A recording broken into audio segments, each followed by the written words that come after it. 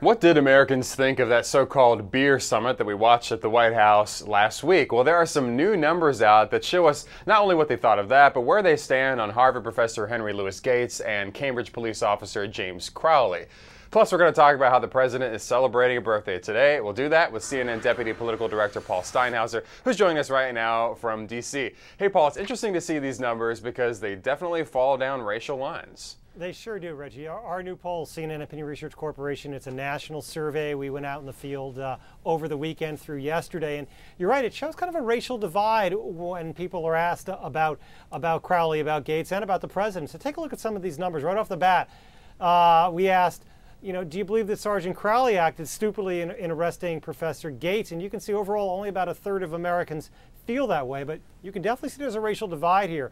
Among white respondents, about 3 in 10 say that Crowley acted stupidly, but you can see almost 6 in 10 African Americans that we questioned in our poll feel that he acted stupidly. What about Gates himself? Did Professor Gates act stupidly in the incident? And of course, you remember this incident. He was arrested outside of his home after a call had been made to the police about a break-in. And you can see here, overall, about 53%, indicated in our poll, say that Gates acted stupidly during the incident. Whites, 58% say he did. African Americans are split on this. About 44% say he acted stupidly, and about a similar amount said that he didn't.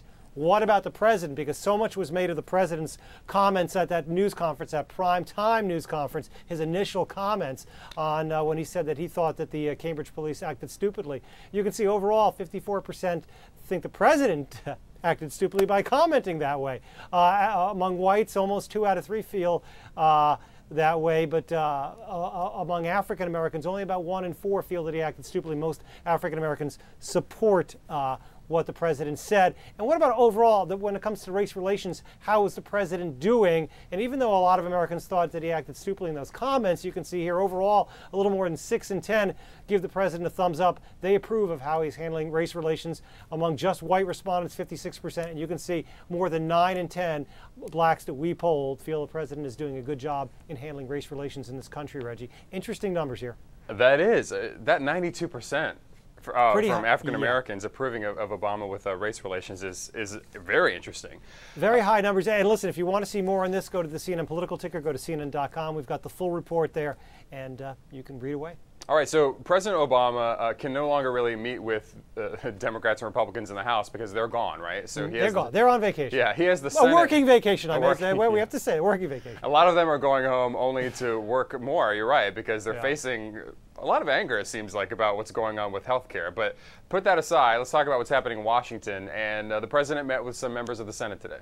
Yeah, more than just some, Reg. He met with the Democratic coalition in the Senate. They have 60 senators in that coalition, and 57 of them made it to the White House today for lunch. So I hope the White House chefs were cooking up a storm. And yes, they came over and they had lots to talk about. They were talking about, as you mentioned, health care reform. Remember, the Senate is in session for the rest of this week before they break. And after the meetings were over with at the White House, a lot of the senators came out, and Senate Majority Leader Harry Reid said, we are going to get a bill done. We're going to get it done this year on health care reform. And he said, we're going to try to work with the Republicans, but whether we do a bipartisan bill or not, we are going to get this thing done. They also talked about the economy. They talked about cash for clunkers, and they also talked about the energy bill, that clean energy and environment bill, which the House barely passed. It still hasn't come to a vote in the Senate, hopefully in the fall. And so they had a lot to discuss today. And Reggie, as you mentioned, the senators work this week, and then they are on break as well. They join the House as well on break and summer recess. Let's talk about birthdays, because there were 2 of them celebrated today in the White House, and Helen Thomas is one of them. She's a longtime correspondent, an occasional thorn in the side of a president during news conferences, and then the president himself. Yeah, and you know what? This was nice. Take a look at this video, because at the daily White House briefing, we had a little bit of a surprise today from the birthday boy. There you go, the president on the right. He turns 48 today. On the left, as you mentioned, Helen Thomas, longtime White House correspondent, first with UPI and now with Hearst. And you see her a lot at news conferences and at the briefings. She turned 89 today. Wow. The president came out, surprised her. They had some cupcakes there, and then he left. We've heard from Robert Gibbs, the White House press secretary, that the president, while we're not sure how he's celebrating today, over the weekend, he had friends and family out at Camp David. We know they played some basketball. We also know they went bowling, and the Gibbs mentioned that the president scored a 144 in bowling, which is a big improvement from last year when he was out in the campaign trail.